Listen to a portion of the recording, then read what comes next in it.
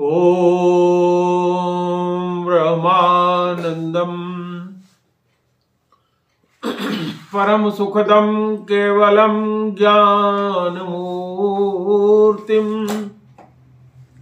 द्वंद्वातीतम गगन सदिशम तत्वमस्यादिलक्ष्यम् एकम नित्यं विमलम् अचलम् सर्वधी साक्षिभूतम् भावातीतम् त्रिगुणरहितम् सद्गुरुं तं नमामि। गुरुर्ब्रह्मा गुरुर्विष्णु गुरुर्देवो महेश्वर गुरुः साक्षात् परब्रह्म तस्मै श्री गुरुवे नमः।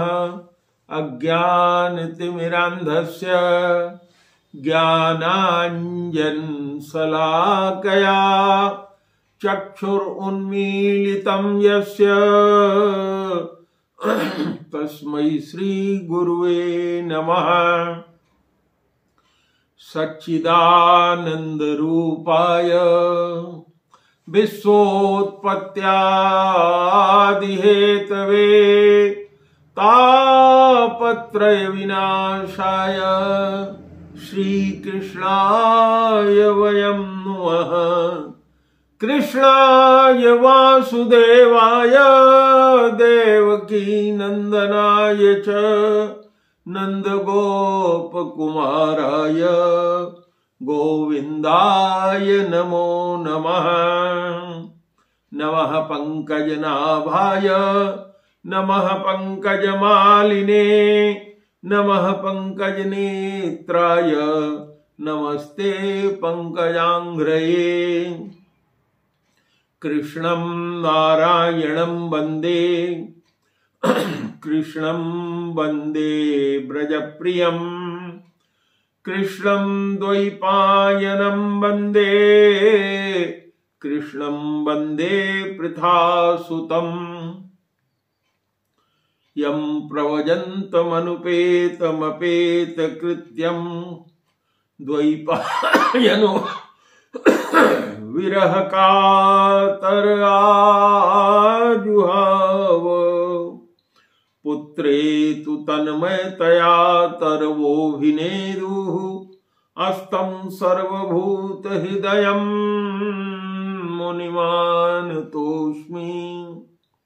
यो ब्रह्माणं विदधातु पूर्वं यो वै वेदांश्च प्रणोति तस्मै तद्गुंह देवात्मबुद्धिप्रकाशं मुमुक्षुर्वै शरणमहं प्रपद्ये।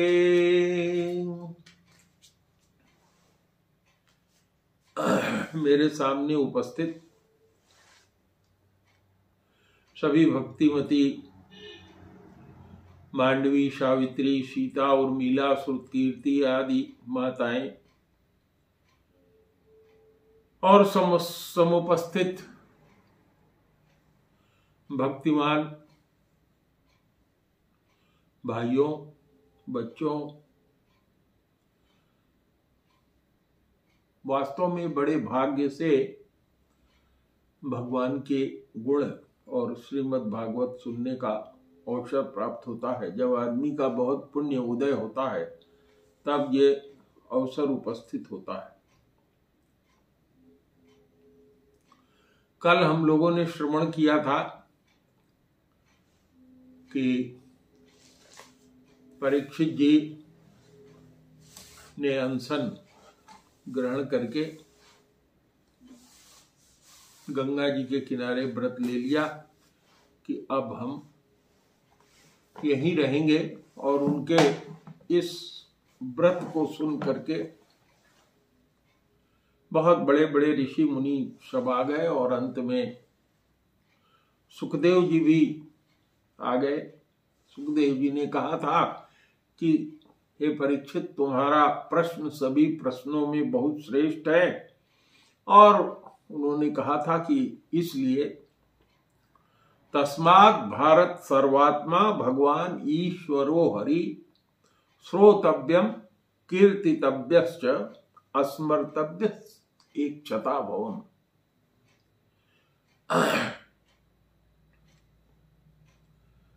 कहा कि हे परीक्षित, सर्वात्मा भगवान ईश्वर हरि के रूप में जो समस्त जीवों के हृदय में निवास करते रहते हैं,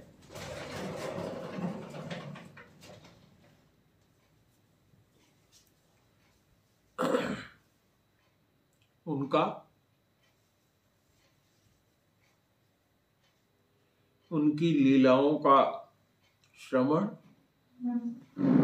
कीर्तन और स्मरण ही करना चाहिए।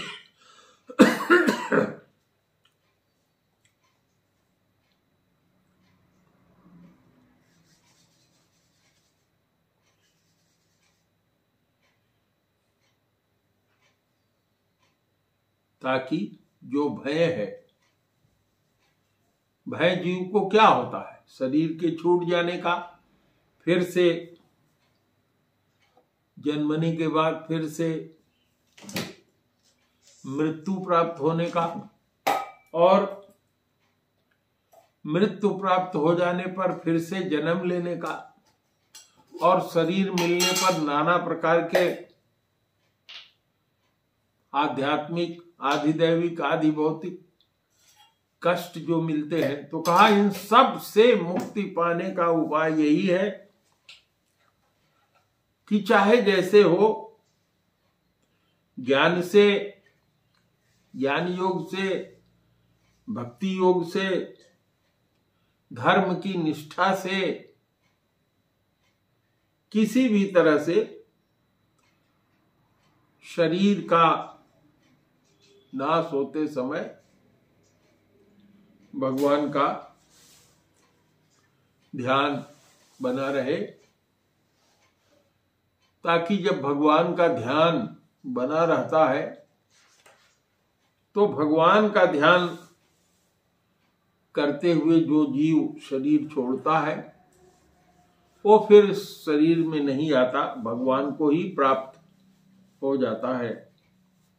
गीता में भगवान श्री कृष्ण ने कहा है कि अंत काले च मामेव अस्मरन् मुक्ता कलेवर यम प्रयान्ति समद्भावम यान्ति नात्रस्त संशया। और इससे आगे भगवान श्री कृष्ण ने कहा इसको खुला ही छोड़ दीजिए, बार बार बंद खुलने, खुला ही छोड़ दीजिए।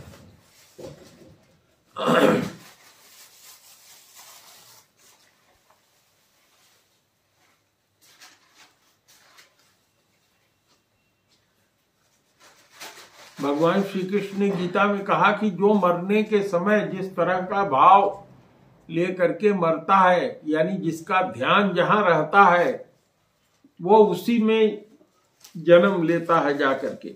यम यम वापि स्मरन् भावम त्यज्यन्ते कलेवरम, यम यम वापि स्मरन् भावम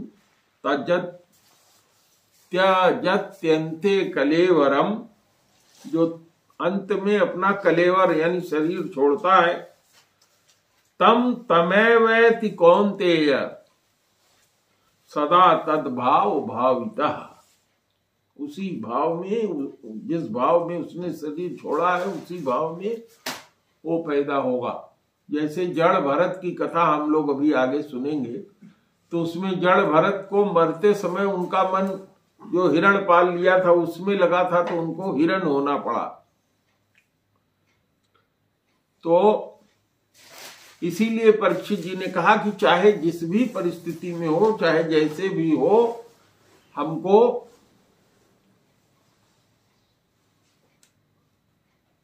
भगवान में ही मन लगाए रखना चाहिए, क्योंकि जब हम भगवान में मन लगाए रखते हैं तो भगवान एक शुद्ध वस्तु है। भगवान के अलावा इस संसार में ऐसी कोई चीज है ही नहीं जिसके कारण ये संसार उत्पन्न हुआ हो। ये संसार के उत्पत्ति का कारण, इसके चलने का कारण, इसके विनाश का कारण सब कुछ भगवान श्री कृष्ण ही है।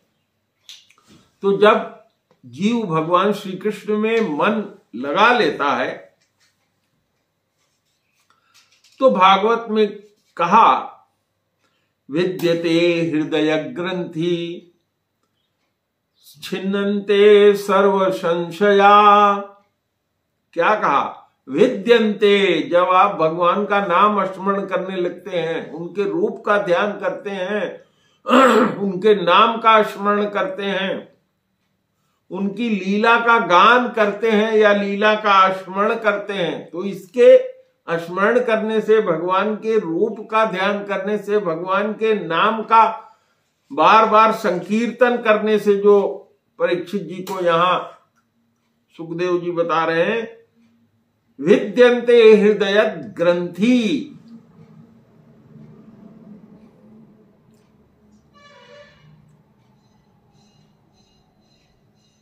छिद्यन्ते सर्व संशया। जितने तरह के संशय हैं, आशय हैं, जिसके कारण हम लोग जन्म मृत्यु दुख कलेश में जाते हैं, वो सब छिन्न भिन्न हो जाता है, फट जाता है, कर्माशय उसका खत्म हो जाता है, वो रह नहीं जाता।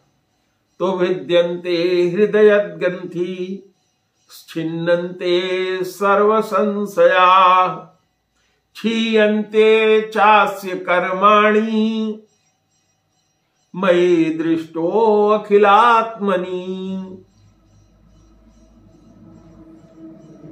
क्षीयन्ते चास्य कर्माणि, उस जीव के सारे कर्म जिसके कारण उसे बार बार दुख उठाना पड़ता है, जन्मना पड़ता है, मरना पड़ता है, वो देखते देखते भगवान के नाम का स्मरण करते करते ही समाप्त हो जाते हैं। भागवत में आगे चल करके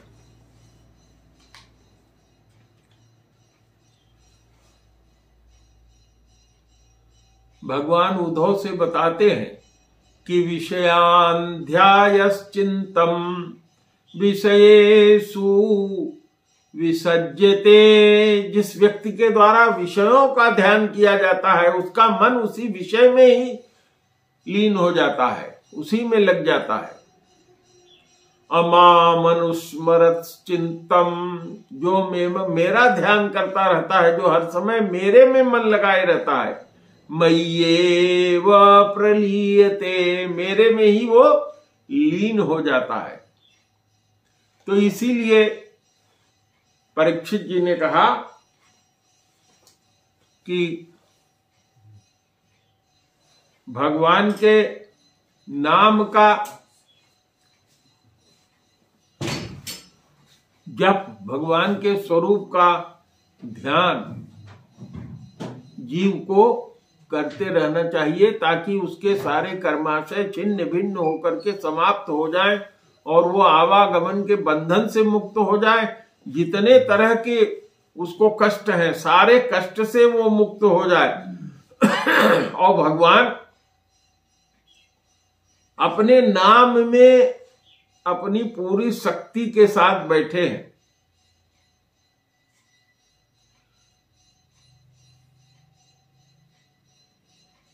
नाम नामकारी बहुधा निज सर्वशक्ति अस्तत्रार्पिता नियमितः अस्मरोणोन कालः एतादृशी तव कृपा भगवान ममापि दुर्दैवमीदृशमिह जनीनानुराग। चैतन्य महाप्रभु कहते हैं कि हे प्रभु, एकमात्र आपका पवित्र नाम ही सब जीवों का सब प्रकार से कल्याण करने वाला है।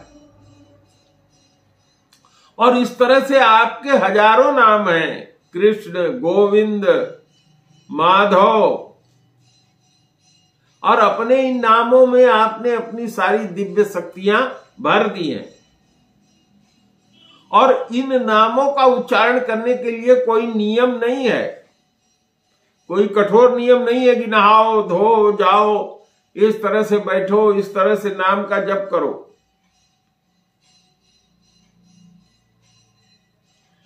फिर भी हम जीव इतने अभागे हैं कि भगवान के इन नामों में रुचि नहीं होती।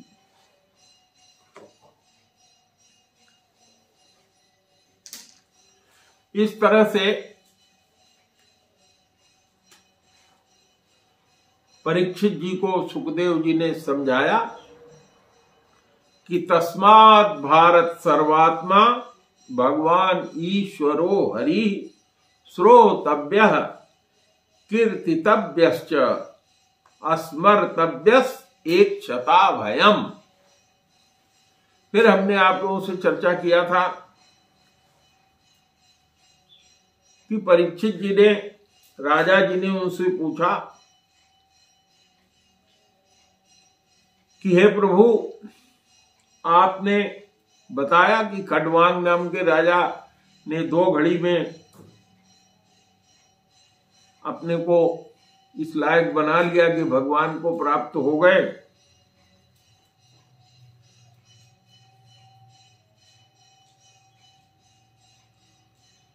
तो प्रभु, जो आप बता रहे हैं कि भगवान का नाम, भगवान का कीर्तन, भगवान का स्मरण, और आपने जो अभी बताया कि केवल इसी में मन को लगा दे,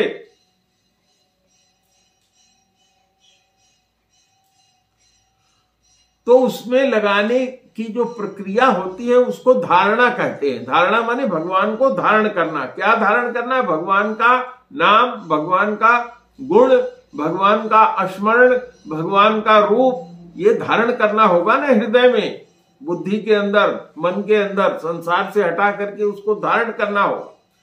तो यही परीक्षित जी ने सुखदेव जी से पूछा, यथा संधार्यते ब्रह्मन् धारणा यत्र सम्मता यादृशी वा हरे दासु पुरुषस्य मनोमलम्। मनुष्य के मन के मैल को मिटा देने वाला यह जो धारणा है प्रभु आपने बताया है कि भगवान के नाम का, रूप का, गुण का, उनकी लीला का, उनके परिकरों का, उनके साथ लीला में आए हुए जो उनके साथी हैं, उनका जो धारणा किया जाए, यह धारणा किस प्रकार की जाती है, यह परीक्षित जी ने पूछा। क्योंकि जब तक गुरु से कोई पूछेगा नहीं कि ये हम करेंगे कैसे, बता दिया कि इसको करो, तो मालूम होना चाहिए कि कैसे करोगे। तो परीक्षित जी को समझाते हुए सुखदेव जी कहते हैं, श्री सुकौवाच जितासनो जितश्वासो जित संगो जितेन्द्रियः अस्थूले भगवतो रूपे मनः संधार्य ये द्विहा।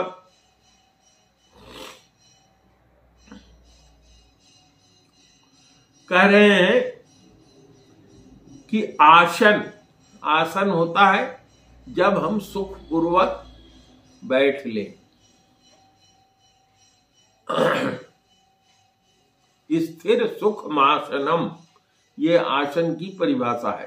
तो आसन को जीतने का मतलब क्या है? आसन को जीतने का मतलब है कि चाहे पलथी मार करके, चाहे पद्मासन में, चाहे सिद्धासन में धीरे धीरे बैठने का अभ्यास करो, ताकि आप उसमें 10, 20, 50, 1 घंटा 2 घंटा बैठ सकें स्थिर होकर के। तो इस तरह से जब बैठने की आदत हो जाएगी तो उसको कहते हैं जितासनो, आसन का जीतना। जितश्वासो, तो भगवान का ध्यान करने के लिए क्या बताया जाता है कि जो हमारा प्राणायाम है, श्वास है, तो प्राणायाम करने से हमारा मन क्या होता है? मन की चंचलता समाप्त होती है। प्राणायाम श्वास को अंदर ले जाना, श्वास को बाहर निकालना रेचक, पूरक और कुंभक कहलाता है। श्वास का अंदर जाना और अंदर जाकर के ही रोक लेना उसको, इसको कहते हैं कुंभक। तो जिस किसी को भी चाहिए कि भगवान का नाम स्मरण करे, ध्यान स्मरण करे, तो उसको थोड़ी देर ये करना चाहिए। सांस खींचा, थोड़ी देर सांस को अंदर रोक लिया और फिर उस सांस को रेचक बाहर निकाल दिया।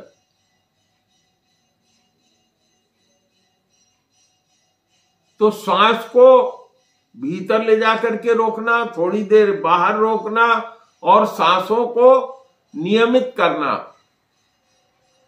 इसको कहते हैं प्राणायाम। और यही बता रहे हैं कि श्वास को जीतो, माने अपने श्वास पर ध्यान लगाना सीखो। इसी को कहते हैं जीता श्वासो। जितासनो जित श्वासो जित संगो जितेंद्रिय। संग को जीतो। संग जीतने का मतलब, संग का मतलब होता है आसक्ति। आसक्ति का मतलब, अगर किसी आदमी को ज्यादा मसालेदार तरह की चीज खाने की इच्छा है तो उसको कहते हैं मसालेदार चीज में, तले भुने चीज में उसकी आसक्ति है। किसी आदमी को संसार में किसी की बुराई करने का मन करता है, जब भी मौका पाता है किसी की बुराई ही करता है, किसी की बुराई ही सुनता है, या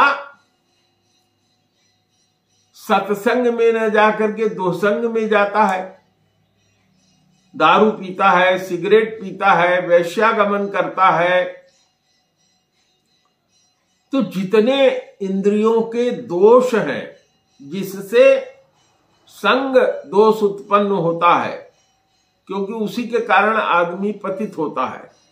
आदमी माने आदमी, स्त्री कोई, तो उससे मन को हटा करके उस पर उसको जीतना चाहिए, संग दोष से मुक्त होना चाहिए। और धीरे धीरे इससे क्या होगा, अपनी इंद्रियों पर कंट्रोल आ जाएगा। एक दिन में नहीं होगा, लेकिन एक दिन अवश्य हो जाएगा। तो कह रहे हैं इस तरह से भगवान के स्थूल स्वरूप में या तो ध्यान लगा ले, या भगवान के सूक्ष्म स्वरूप में ध्यान लगा दे। इसी को कहते हैं क्रम मुक्ति और सद्य मुक्ति। ध्यान से समझने पर यह बात समझ में आ जाएगी। स्थूल रूप भगवान का क्या है? यह संपूर्ण विश्व जो कुछ कभी था या आज है या आगे होगा, सबका सब किस में दिखाई पड़ता है? भगवान में ही दिखाई पड़ता है। भगवान ही है जिसके कारण हम आप सब दिखाई पड़ रहे हैं। आज है या जिसमें कल होगा, यह भगवान का स्थूल विराट शरीर है।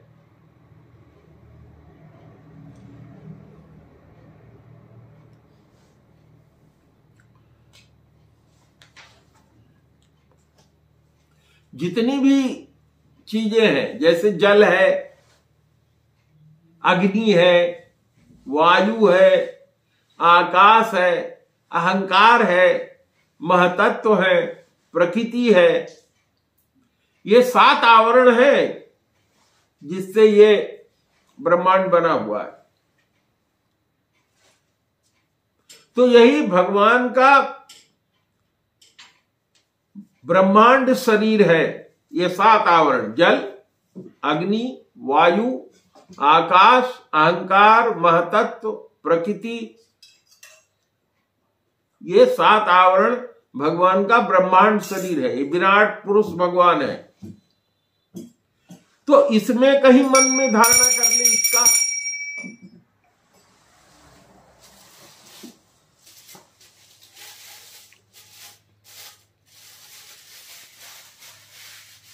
और जो तत्व से जानने वाले भगवान को तत्वज्ञ पुरुष हैं, वो इस तरह से वर्णन करते हैं कि पाताल जो है इस भगवान का यानी विराट पुरुष का तलवा है, उनके एड़ियां जो है और पंजे रसातल हैं, यानी इस धरती के ऊपर 7 लोक और धरती के नीचे 7 लोक, जितने 7 7 14 लोक हैं, ये सब के सब भगवान में ही स्थित हैं। तो ये भगवान का स्थूल रूप है।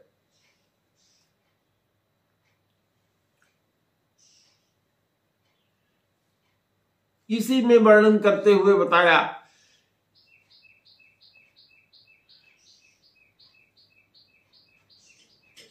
कि भगवान का ब्रह्माननं छात्र भुजो महात्मा विडूररुंघश्रित कृष्ण वर्ण नानाविधाभिजगणोपपन्नो द्रव्यात्मकं कर्म वितान योग। इसी में समझाया कि ब्राह्मण भगवान का मुख है, क्षत्रिय उनकी भुजाएं हैं, वैश्य उनकी जंघा है, शूद्र उस विराट पुरुष के चरण हैं, और विविध देवताओं के नाम से जो बड़े बड़े द्रव्यमय यज्ञ किए जाते हैं, ये भगवान के कर्म है। तो सब कुछ भगवान में ही निहित है। तो इसी को मान करके या तो ये जो विराट संसार है इसकी धारणा करे, या आगे अभी हम सूक्ष्म धारणा आपको बताएंगे। तब तक आप लोग शंख ध्वनि सुनिए।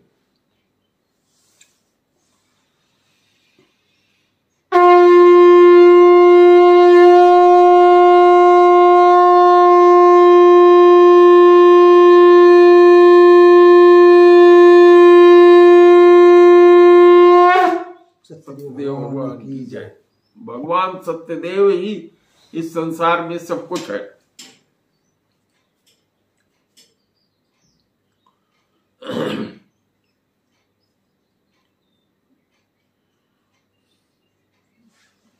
तो इस तरह से परीक्षित जी ने बताया।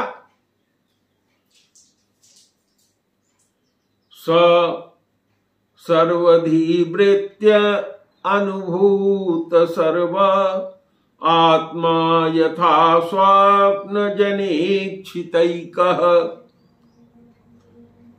तम सत्यमानंद निधिं भजेत नान्यत्र सज्जेत यत आत्मपातः। परीक्षित जी ने क्या समझाया कि जैसे हम लोग सपना देखते हैं रात में, तो क्या देखते हैं? हम तो बिस्तर पर सोए हुए हैं, हमारी इंद्रियां देखती हैं और वास्तविक चीज दिखाई पड़ती है।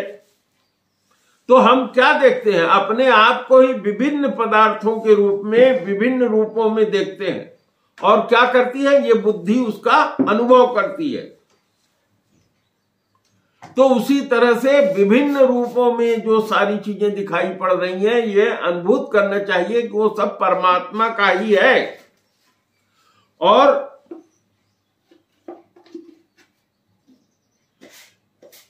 किसी भी वस्तु में आसक्ति नहीं करनी चाहिए, क्योंकि यही आसक्ति ही जीव का न्यान्यत्र संजेत यत आत्मपातः सह सत्यमानंद निधिं भजेत आत्मा यथा स्वप्न जनेक्षितैकम् सह सर्वधी वृत्त्यन भूत सर्वा।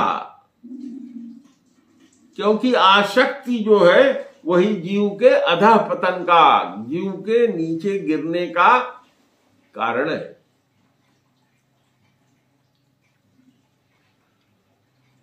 तो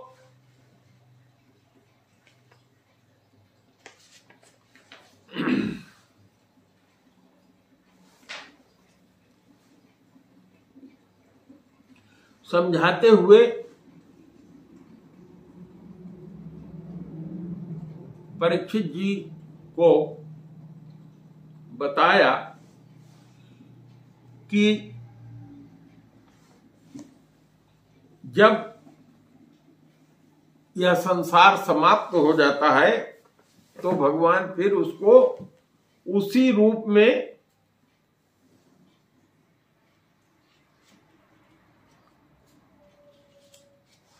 रच देते हैं।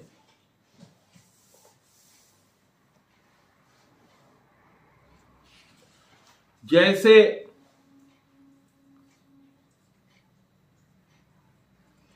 पहले संसार था, जब संसार को भगवान समाप्त कर देते हैं तो फिर संसार की रचना उसी तरह से कर देते हैं। तो परीक्षित को जब भगवान की ये पूरी धारणा समझा दिया उन्होंने, तो बताया कि सृष्टि की रचना जब भगवान करते हैं तो ब्रह्मा जी ने धारणा किया, सृजन संबंधी धारणा किया और सारा ज्ञान उन्होंने प्राप्त किया।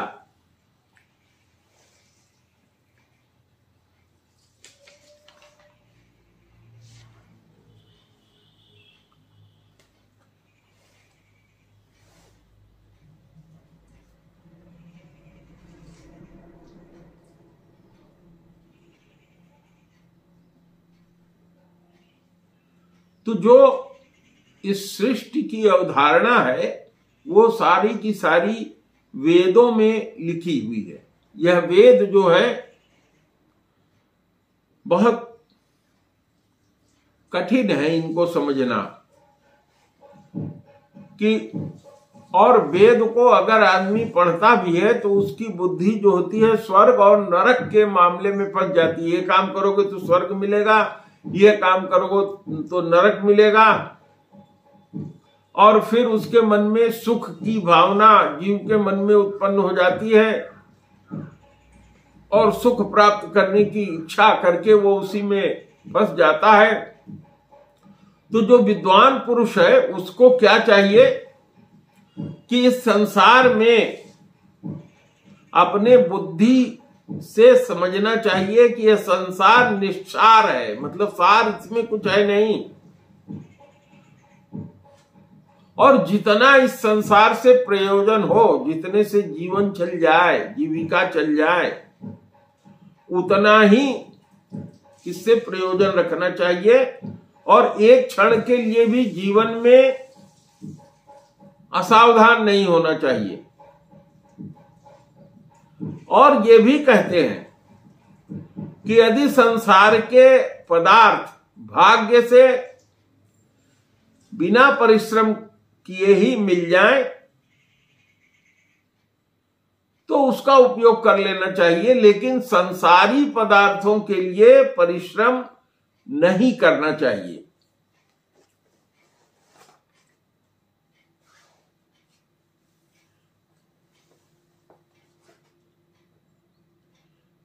इस प्रकार से जब धीरे धीरे अंदर वैराग्य उत्पन्न हो जाए,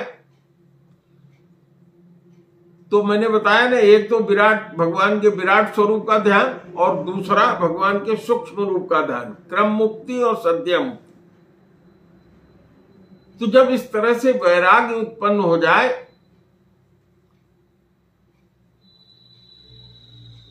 तो फिर दृढ़ निश्चय करके भगवान का ही वो भजन करे। एवं स्वचित्ते स्वत एव सिद्ध आत्मा प्रियार्थो भगवान अनंत तम निर्वितो नियतार्थो भजेत संसार हेतु परमश्च यत्र। तो अज्ञान का भाव छोड़ करके उसी भगवान का ही निरंतर भजन करना चाहिए।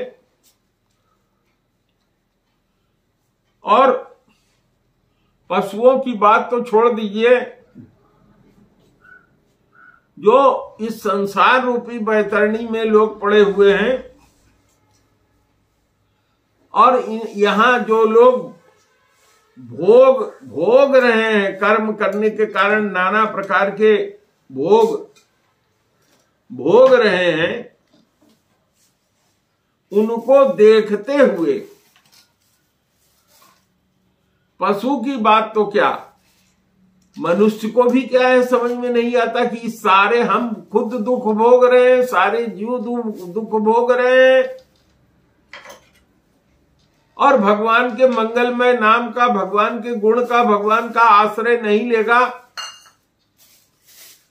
कौन ऐसा जीव होगा जो ये सब जानते हुए इसी में जानबूझ करके भटकना चाहेगा। कस्तां त्वनादेत परानुचिंता मृते पशून सतीनाम युज्यात् पश्यञ्जनं पतितं वैतरण्यां स्वकर्म ज्ञान परिपाञ्जुषाणाम्।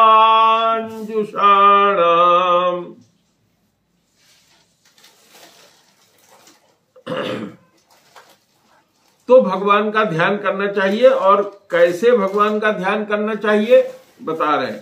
प्रसन्न वक्त्रम नलिनायते क्षण, प्रसन्न वक्त्रम नलिनायते क्षणम कदम्ब किंचल कपिसंगवाससम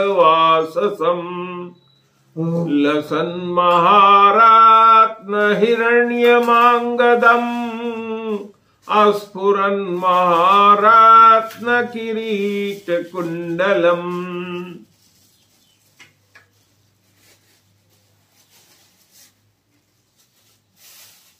इस तरह से ध्यान करना चाहिए कि भगवान के मुख पर प्रसन्नता झलक रही है, और भगवान के मुख पर कमल के समान विशाल उनके नेत्र हैं, कदम्ब के पुष्प के केसर के समान वो पीला वस्त्र भगवान धारण किए हुए हैं, अपने दोनों भुजाओं में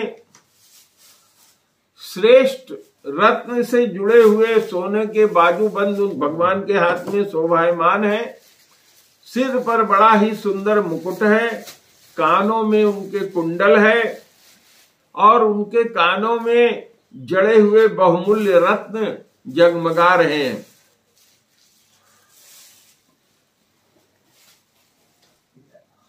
और योगेश्वर लोग उनके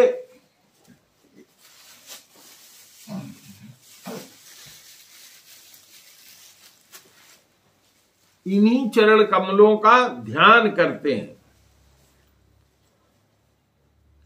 भगवान के गले में श्रीवत्स का चिन्ह है, कौस्तुभ मणि लटक रही है, और वक्षस्थल जो है कभी न कुम्हलाने वाली माला से घिरा हुआ है। तो भगवान के इसी स्वरूप का उनके पैरों से पहले ध्यान करना चाहिए, फिर धीरे धीरे ऊपर के स्वरूप का जीव को ध्यान करना चाहिए, और धीरे धीरे एक स्थिति ऐसी आती है कि फिर अपलक भगवान के इस स्वरूप मन में बैठ जाता है।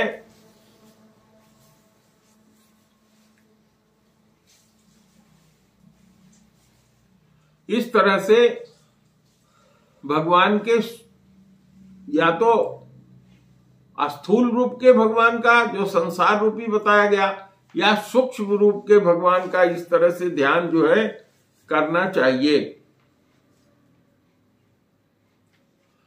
भगवान ने सृष्टि करने के लिए जब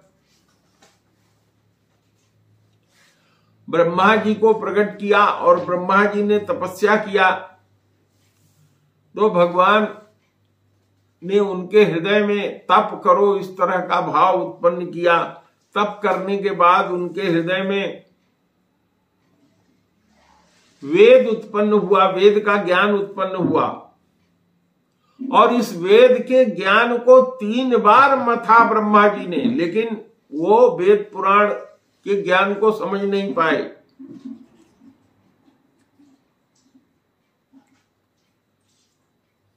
भगवान ब्रह्म कार्ष्णेयनेन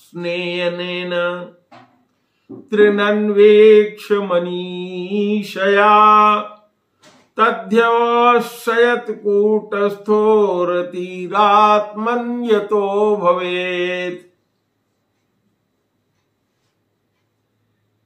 तो 3 बार वेदों का मथने के बाद भी ब्रह्मा जी ने यही तय किया कि ये मेरे समझ में नहीं आ रहा है। तो उन्होंने क्या करना शुरू किया, भगवान का जो स्वरूप है, जो स्वरूप का भी हमने वर्णन किया, उसी स्वरूप का ध्यान ब्रह्मा जी ने करना शुरू किया। तो मनुष्य जो संसार में पड़े हुए मनुष्य हैं उनको भी यही करना चाहिए।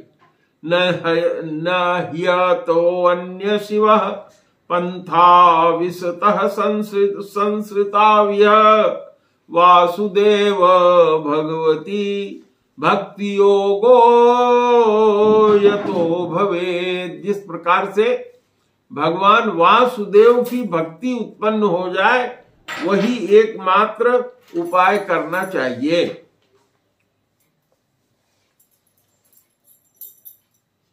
संसार में जितने भी जीव हैं, चर और अचर, उस सब के आत्मा के रूप में भगवान श्री कृष्ण ही दिखाई पड़ते हैं और हैं। क्योंकि हमारी बुद्धि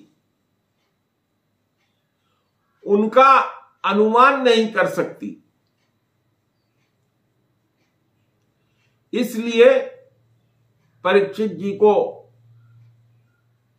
सुखदेव जी ने कहा, तस्मात् सर्वात्मना राजन हरि सर्वत्र सर्वदा श्रोतव्यः कीर्तितव्यश्च अस्मर्तव्यो भगवान नृणाम। कहा कि इसलिए हे परीक्षित, सभी मनुष्यों को चाहिए कि सब समय और सभी स्थितियों में अपनी संपूर्ण शक्ति लगाकर श्री भगवान श्री हरि का, भगवान श्री कृष्ण का ही श्रवण कीर्तन और स्मरण करना चाहिए।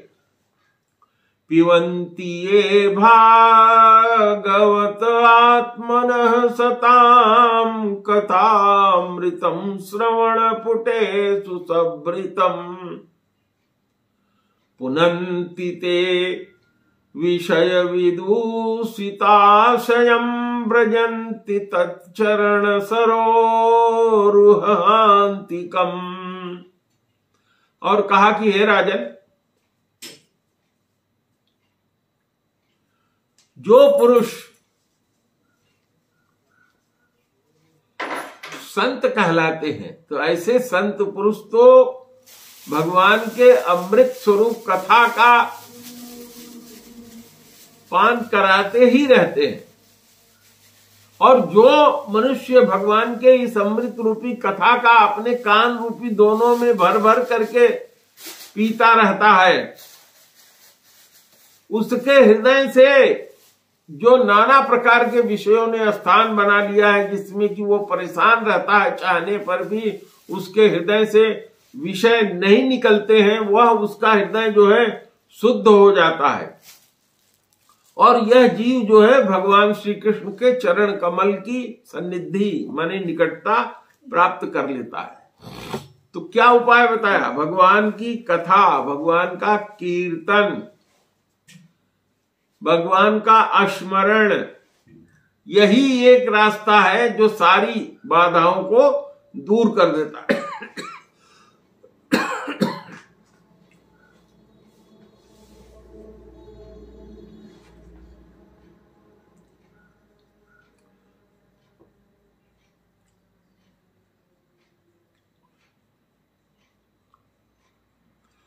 तो परीक्षित जी को सुखदेव जी ने कहा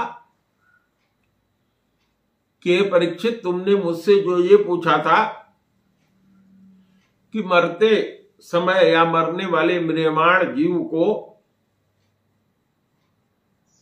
क्या करना चाहिए, ये मैंने तुमको बता दिया।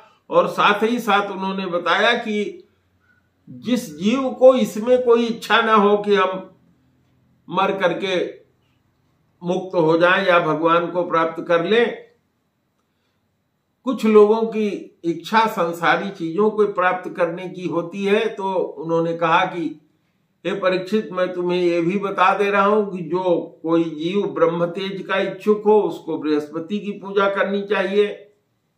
जिसको अपनी इंद्रियों से विषय भोग जो करना चाहता है या उसको चाहता है कि हमारी इंद्रियां और सशक्त हो जाए तो उसे इंद्र की उपासना करनी चाहिए। जिसको संतान की लालसा हो वो प्रजापतियों की उपासना करना चाहिए। जिसको लक्ष्मी चाहिए वो माया देवी यानी दुर्गा देवी की पूजा करनी चाहिए। जिसको तेज चाहिए वो अग्नि की पूजा करे। जिसको धन चाहिए वो वसुओं की पूजा करे। जिसको वीरता की चाह हो वो भगवान शंकर रुद्रों की उपासना करे। जिसमें बहुत अन्न प्राप्त करने की इच्छा हो वो देवताओं की माता अदिति की उपासना करे। और जिसको स्वर्ग की इच्छा हो वो अदिति के पुत्र देवताओं की उपासना करे। जिसको राज्य की इच्छा हो वो विश्व देवों की उपासना करे। और जो अपनी प्रजा को अपने अनुकूल बनाना चाहता हो वो साध्य देवताओं की आराधना करे। इस तरह से उन्होंने संसारी चीजों के बारे में भी बताया। और जिस जीव का संसार सागर की त्रिगुणमयी जो तरंग माला है उससे मन शांत हो जाए,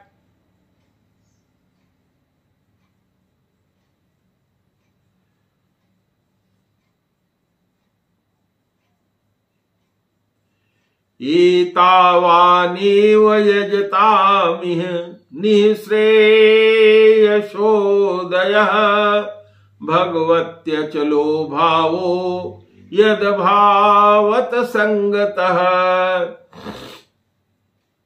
तो कहा कि जितने भी उपासक हैं, जितना भी ये सब लोग चाहते हैं, उन सब लोगों का हित जो मैंने बताया कि इनकी उपासना करें ये प्राप्त कर लेंगे, वो उपासना करें प्राप्त कर लें, कहा वो सब बेकार है।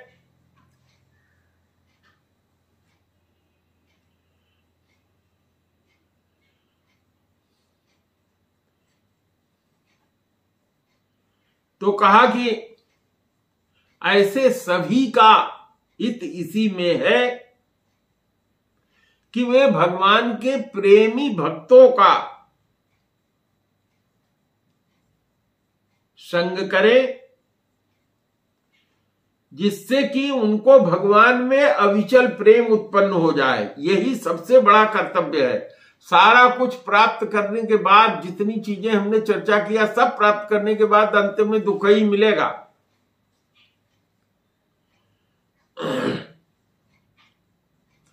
तो अगर भगवत प्रेमी भक्तों का संग हो जाएगा तो क्या हो जाएगा? भगवान में प्रेम उत्पन्न हो जाएगा। ये समझा रहे हैं परीक्षित को। और क्या कह रहे हैं? ज्ञानम यदा प्रतिनिवेत्र गुणोर्मि चक्र मात्मं प्रसाद उतयत्र गुणेश्व संग कैवल्य सम्मत पथा स्वथम भक्ति योग को निवृत्तो हरि कथा सुरतिम न कुर्यात। तो जब उसका सत्संग हो जाएगा संतों का या भगवान के भक्तों का, तो उसको भगवान की लीला कथाएं मिलने लगेंगी। और इस लीला कथा मिलने से इस जीव को दुर्लभ ज्ञान प्राप्त होगा। तो जब ये दुर्लभ ज्ञान प्राप्त होगा तो संसार में जो तीन गुण हैं, सतोगुण, रजोगुण और तमोगुण, जिससे जो तरंगे चलती हैं, जिसमें जीव फंस जाता है, वो शांत हो जाएंगी। और जब शांत हो जाएंगी तो मन शुद्ध हो जाएगा। और जब मन शुद्ध हो जाएगा तो आनंद का अनुभव होने लगेगा। और अगर जीव चाहेगा तो उसको कैवल्य मोक्ष तक केवल इतने से ही प्राप्त हो जाएगा क्योंकि उसको इन संतों के साथ रहने से, भगवान की कथा सुनने से, भगवान के नाम का जप स्मरण करने से, सत्संग करने से भक्ति योग प्राप्त हो जाता है और उसको भगवान की ऐसी रसमयी कथाओं को सुनने का चस्का लग जाता है कि फिर उसका मन संसार की चीजों से उचट करके भगवान की कथाओं में ही लग जाता है। तो आप लोग जानते ही हैं कि ये सारी कथा शौनक जी को सूत जी सुना रहे हैं और वही कथा सुना रहे हैं जो सुखदेव जी ने परीक्षित को सुनाई थी। तो शौनक ऋषि जो है सूत जी से पूछते हैं कि हे सूत जी, जब सुखदेव जी ने यह बात परीक्षित को बताया तो फिर परीक्षित जी ने क्या पूछा, आप हम लोगों को सुनाइए। क्योंकि हम लोग परीक्षित जी के और सुखदेव जी के बीच में क्या वार्ता हुई उसको हम लोग सुनना चाहते हैं, क्योंकि संतों की सभा में ही ऐसी बातें होती हैं। और इसी की चर्चा करते हुए शौनक जी ने कहा, बिलेबतोरुक्रम विक्रमान ये न शृण्वतः कर्णपुटे नरस्य जिह्वा सती दादुर्केव सूत न चोपगाय तुरुगाय गाथा। कहा कि है सूत जी, जो मनुष्य भगवान श्री कृष्ण की कथा, लीला कथा सुनने में मन नहीं लगाता, उसका ये कान जो है बिल के समान है और उसकी जो जीव है जो भगवान के लीला कथा का गान नहीं करती है वो मेढक की जीभ के समान टरटर करने वाली है। तो ऐसे कान और जीभ के न रहना ही अच्छा है जिसमें भगवान का नाम न उच्चारण करे और कान भगवान की कथा न सुने। भारम परम पट्ट किरीट जुष्टम मयुक्त मांगम नन में मुकुंदम शावो करो नो कुरुते सपर्या हरे लसत कांचन कंकणो वा। कहा कि जिस मनुष्य का सिर कभी भगवान श्री कृष्ण के चरणों में प्रणाम करने के लिए नहीं झुकता, ऐसे व्यक्ति का सिर चाहे कितने सुंदर रेशमी वस्त्र से शरीर सुसज्जित हो, मुकुट से सुसज्जित हो, वो केवल एक बोझा ही है। और जो हाथ भगवान की सेवा पूजा नहीं करते वो सोने के कंगन से सजे होने के बाद भी मुर्दे के हाथ के समान है, यानी जो कुछ कर नहीं सकते। और जो आंखें भगवान की याद दिलाने वाली मूर्ति, भगवान की याद दिलाने वाले तीर्थ, भगवान की याद दिलाने वाले नदी आदि का दर्शन नहीं करती, वो आंखें मोर पंखे के समान है। और मनुष्य का वो पैर जिसमें चलने की शक्ति तो है लेकिन वो पेड़ों के समान ही है जो भगवान के नाना प्रकार के लीला स्थल है उसकी यात्रा नहीं करते। तो इस तरह से ये 3 श्लोक हमको बहुत अच्छे लगते हैं।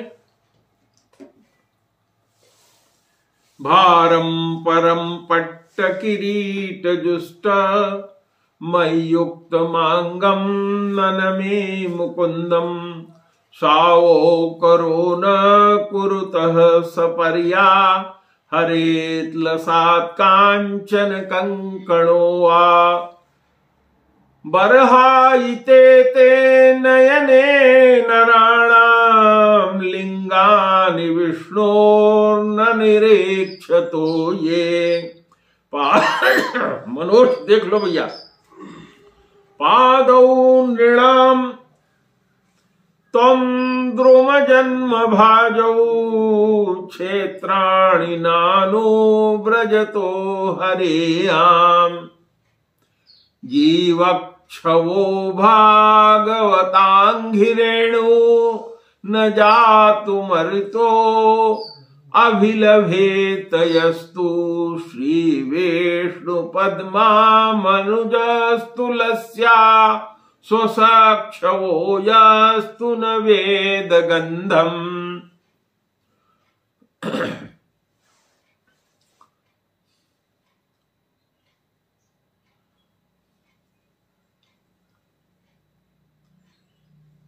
तदाश्मसारं हृदयं बतेदं यति गृह्यमाणे हरिनामधैर्यै न विक्रियेताथ यदा विकारो नेत्रं जलं गात्ररुहे सुहर्षः अथाभिधेह्यङ्गमनोनुकूल प्रभाससे भागवत प्रधानः यथाह वैयास किरात्मविद्या विशारदो नृपतिम साधु पृष्ठः। समझाया, कहा कि सुनो, जिस मनुष्य ने भगवत प्रेमी संतों के चरण की धूल अपने सिर पे नहीं लगाया, वह व्यक्ति जीते हुए भी मुर्दा है।